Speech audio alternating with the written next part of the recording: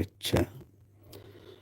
তো বন্ধুরা, বিজয় শুভেচ্ছা। শহীদ বুদ্ধিজীবী দিবসের গভীর শোক প্রকাশ।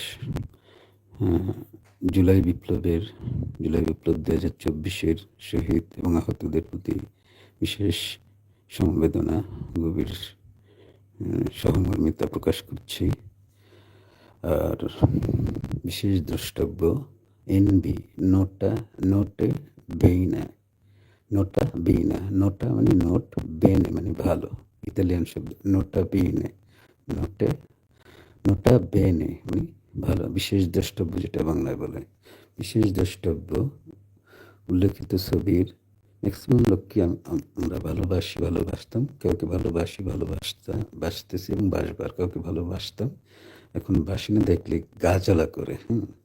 কিন্তু ভালোবাসতাম। তারা আমাদের ধোঁকা দিয়েছে। অভিনয় কম প্রিয়, সংস্কৃতি, শিক্ষা, এই অঙ্গনগুলা আর মন্ত্রণালয় যদি থেকে আইনের মন্ত্রণালয়টা পুরা বরবাদ করে দিছে। তো ভালোবাসা আছে। আমি ছোট্ট মানুষ, বেশি বড় আলাপ করবো না। সমসাময়িক একটা বিষয় খুবই হইতেছে। এইভাবে যদি চলতে থাকে, আমাদের ডক্টর ইউনূস স্যারের মতো একজন নোবেল লরিয়েট, উজ্জ্বল নক্ষত্র, মানে নক্ষত্রের পতন হতে পারে আর কি। মানে ওনার কিছু হবে না, কিন্তু ওনার আশেপাশের কারণে উনি বেশি ভদ্রতা দেখাতে হয়ে যাবে। তো যাই হোক, বিশেষ দ্রষ্টব্য, সবার প্রতি ভালোবাসা আছে, অশ্রদ্ধা নাই। কাউকে ব্যক্তিগত আক্রোশ থেকে হেয় প্রতিপন্ন করার কোনো ইচ্ছা নাই। উপরে যে আমাদের পিনাকি দাদা, কনসার ভাই, ইলিয়াস ভাই, দেলোয়ার ভাই এবং আসিফ স্যার এবং মুস্তফা স্যার, তো উপদেষ্টা সার্থকতার চঞ্চল তাদের স্যার, সহকারী স্যার, নুসরত ইমরোজ ম্যাথাম, জাহিদ স্যার, মেহজাবিন, তারপরে শহীদুল নবী, নীলা আলমগীর, সুমাইয়া হিমি, এইটি। আচ্ছা, নিচের এইগুলো এবং যেটা বড় হাইলাইট করে মুস্তফা সরফার, যিনি বেশি ট্রল আছে, এবং চঞ্চল চৌধুরী এবং ঠেসা এদের মধ্যে একটু লজ্জা সরম কম আর কি, না? আচ্ছা যাক, এদের সম্বন্ধে বলবো আস্তে ধীরে। কথা হলো, মানে কি বলে, ম্যাথমেটিক্যাল ইন্টিগ্রেশনে একটা তথ্য আছে, জিরো বা নিউট্রালিটি যদি বলি, ফিজিক্সের দিকে যদি নিউট্রালিটি বলি জিরো, আর ম্যাথমেটিক্সের দিকেও জিরো নিউট্রালিটি হলো, but zero is a positive digit. Zero is a positive digit, মানে এটা কিন্তু মাইনাস না, ঠিক আছে? তো জিরো থাকা মানে ওই পক্ষে আছে আর কি, পজিটিভের দিকে আছে। কোন পজিটিভ? মানে না আমি এই দল করি না সেদিন, আসলে কিন্তু আছে, ওই যেটার প্রতি প্রীতি আগে ছিল ওটাতে আছে, এখন আর কি ধাক্কা করে সে জিরো শো করতেছে। এগুলো হলো বিপজ্জনক। ফেরদৌস, রিয়াজ, চঞ্চল চৌধুরী, এরা হলো ডাইরেক্ট স্পন্সার। তিশাল স্পন্সার নিয়ে কথা বলার দরকার নেই, যে মুজিব সিনেমা করছে। এরা জিরোতে এখানে আসছে। মুস্তফা ফারুকি, না, এরা হলো +1 1 2 3 এরকম করে, কিন্তু জিরোতে আছে এই মুস্তফা ফারুকি এবং আমাদের আসিফ নজরুল স্যার। দুঃখজনকভাবে তাদের কিছু ভিডিও তাদের পেজে ঘুরাবে। এবং আমার মেন কথা হলো, এই চিত্র জগতে জুলাই অভ্যুত্থানের পরে বেশ কদিন ভালো ছিল। খুব একেবারে দেশপ্রেমের ইটি দেখাইছে আগের পরে মিলে, খুব ভালো ভদ্র ছিল। যে একটু আমাদের বিতর্কের মধ্যে দ্বন্দ্ব কন্দল হলো, অ্যাক্টিভিস্ট, পলিটিশিয়ানস, এই শুরু হলো এদের আবার আগের কাহিনী, আগের সেই অ্যালকোহলেরই মানে প্রোহিবিটেড বিষয়গুলো শো করা। তারপর সবাই যে মিলন ভট্টাচার্য, আলো আসবে মতো যেগুলা লীগের চরম দালাল, ভারত লীগের, সেগুলো আবার অ্যাক্টিভ হতেছে অনলাইনে, সোশ্যাল মিডিয়াতে। এটাই হলো দুঃখের বিষয়। তাদের পেজে ঘুরে ঘুরে দেখাবো, অনেকেরই ভূমিকা আছে, কিন্তু নিউট্রাল জিরো যেগুলো সেগুলো বিপজ্জনক, এদের নিয়ে আলোচনা। আর আসিফ নজরুল স্যারের ব্যক্তিগত বিষয়ে যদি বলি, শিলা আহমেদ আমার প্রিয় একজন অভিনেত্রী, সবচেয়ে বড় কথা শ্রদ্ধা হুমায়ুন আহমেদ স্যারের মেয়ে। যেহেতু সে জিয়ার লিঙ্ক হয়েছে, কিন্তু রোকেয়া প্রাচী আগে ছিল, তার সাথে কাহিনীটা আমরা কম বেশ জানি। তো এই যে বিতর্কিত বিষয়গুলো কি বড় বড় এতে জাতীয় পর্যায়ে আনতে হয় না, আমার মতো ছোট মানুষ বলে। আপনাদের দয়া, আমি ইউরোপের ছিলাম। ইউরোপের রানী ইতালি, এখানের আইন শৃঙ্খলা সংস্কৃতি প্রায় একই রকম। 26টা স্টেটে ইউরো চলে, ইতালির ইউরো, 26 স্টেট, জার্মানি, ফ্রান্স, এই সেই অনেক জায়গায় এগুলো চলে। সংস্কৃতি 26 স্টেটে ভিসা ছাড়া যাওয়া যায়, যেমন ইউএসএতে, তেমনি এই ইউরোপে। তো যাই হোক, শুধু ইউকেতে আবার ভিসা লাগে নিয়ে। তো আমি বলতে চাচ্ছি, ওইখানে একজন ক্যারাবিনারি বলে, যেটা বাংলাদেশের র্যাব বলতে পারি, র্যাব আইনের একজন বড় অফিসার নিয়োগের ক্ষেত্রে তার ফুল টোটাল 14 গোষ্ঠীর ব্যাকগ্রাউন্ড দেখা হয়। আমরা যেহেতু গণতন্ত্র, মানে আমরা যেহেতু উন্নত বিশ্বকে ফলোই করি, তাহলে সেখানে আমাদের কী করা উচিত? যে গণতন্ত্র দেখতে হলে একজন খুব সুন্দর নিষ্কণ্টক, একদম সুন্দর নিখুঁত একজন লোককে জাতীয় পর্যায়ে বসাতে হবে।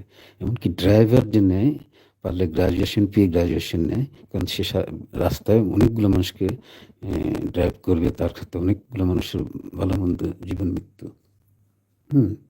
তো তারা আসছেন, নাকি একে বক করতেছি, যারা আসছেন শুভেচ্ছা।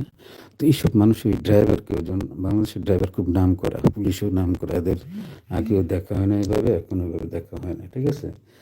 কিন্তু উন্নত বিশ্বে এগুলো খুব করে দেখে, যাতে আমরা যেহেতু উন্নত হচ্ছি, খুব শিক্ষিত দাবি করি অনেকেই, সেই সো এই মন্ত্রণালয়গুলো অবশ্যই বিতর্কিত ব্যক্তি নেওয়া যাবে না। সে তার ব্যক্তিগত জীবনে ব্যক্তি স্বাধীনতা নাগরিক হিসাবে করতে পারে। মুস্তফা সরোয়ার ফারুকী একটা কি বলে, ওই যে আরে স্যাটারডে আফটারনুন করতে পারে। সে তার মতে সে হলো বামপন্থী টাইপের। জাহেদ ভাইয়ের অনেক পছন্দ করতাম, যে বামপন্থী প্রকাশ পেয়ে গেছে সবাই একদিকে, উনি একা এক বেশি বুদ্ধিমান দেখায়। প্রসঙ্গত বলি, আমি তো ভুলে যাই, আমাদের ইলিয়াস ভাই, কনক সরার ভাই, নাকি দাদা দেলার হোসেন, এই 4টা ব্যক্তিকে আপনাদের মনে হয় বুদ্ধিতে ওয়েট করলে কম হবে? আসিফ নজরুল এবং মুস্তফা সরোয়ার ফারুক এবং 3জন, এখন 3জনের মধ্যে 4-5জন আরও আছে, আরও অনেকে আছে, কেউ এটাকে ভালো চোখে দেখতেছে না। জুলকারনাইন স্যার বের করতে আনি নেই বলে এটা হয় নাই। তো অনেকগুলা বুদ্ধি, যারা অনেক অ্যানালাইসিস করে, আমরা সাধারণ জনগণ বাদ দিই। যেদিন মুস্তফা সরোয়ার ফারুকী উপদেষ্টা হলো, সেদিন যে সোশ্যাল মিডিয়া জুড়ে কী ছিল, একটা প্রশংসারই পেলাম না। শুধু ওই যে তাদের অভিনয় শিল্পীর অভিনয় এক ওই তেল মারামারি। আচ্ছা যাক, এখানে আমার এসব নিয়ে কথা শেষ। আমি শুধু বলবো, আসিফ স্যার যেহেতু দৃশ্যত একটাই দেখেছে, এবং আমার ইলিয়াস ভাই যেহেতু এটা নিয়ে বেশি ইয়ের সম্মুখীন হয়েছে, তার সাথে আমি অবশ্যই সহমত পোষণ করি। কিন্তু উনি কিন্তু প্রশ্নটা কী করছে, আসিফ নজরুল আপনি কার? আপনাকে একদিকে হতে হবে, মানে জিরোতে থাকলে হবে না। এখন হয়তো ঠেলায় প্রেজের আছে না, আমি কিছু পেজে নিয়ে যাবে, কিছু প্রিভিয়াস ভিডিওতে দেখলাম মুসলিমদের নিয়ে, এমনকি আমাদের পিনাকি দাদারা তারিফ করছে। এবং ইলিয়াস ভাই ডাইরেক্ট বলেন যে আসিফ নজরুল আপনি হ্যাঁ জানেন, ইলিয়াস ভাই এবং স্বীকার করছে উনি তার আইনগত বিষয়ে সাহায্য করবে। কিন্তু এই বিষয়টা অনেক জটিলতা পাকাচ্ছে, এবং রাজনৈতিক অঙ্গন আমাদের এতে করতেছে, এবং ফাঁকের দেওয়া বাতিলগুলা, সেই অপশক্তি মাথা চাড়া দিয়ে উঠতেছে। এইটাই হলো বড় প্রবলেম, ঠিক আছে। ইলিয়াস ভাইয়ের প্রশ্ন ছিল, আসিফ নজরুল আপনি কার? ঠিক আছে, এ বলতে গিয়ে তার আগের ভিডিও মিলে সবই ধরছে, কারণ এগুলো দেখার দরকার আছে, যাতে, কারণ আমরা ফেরেস্তা মনে করি তো এক একজনে। এই আসিফ নজরুল্লাহ আমি একসময় শেয়ার দিচ্ছি, করতেই করছি, মানে আমার স্যারের যেমনি বিয়ে শাদী এইসবগুলো তার পার্সোনাল বিষয় করতে হয়, কিন্তু কিন্তু জাতীয় পর্যায়ে একটা বিষয়, একজন মানুষকে সিটে বসাতে হলে অবশ্যই তার ব্যাকগ্রাউন্ড দেখতে হবে। এবং আচ্ছা গেল ওইটা না হয়, আমি ছোট্ট মানুষ, আমি ওটা বলার সময় বড়রা বলতে পারে, বড়রা ব্যাখ্যা দিয়ে সুন্দর বলতে পারে।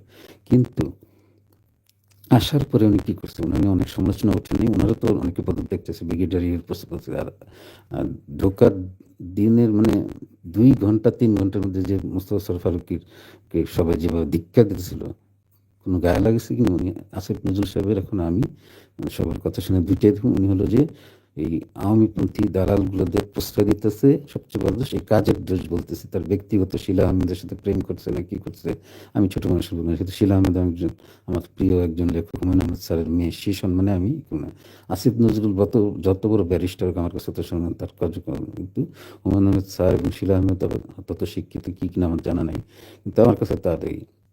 এবং এটা নিয়ে তারপরে স্বামীরই করে, স্বামীর তো পক্ষেই করবে।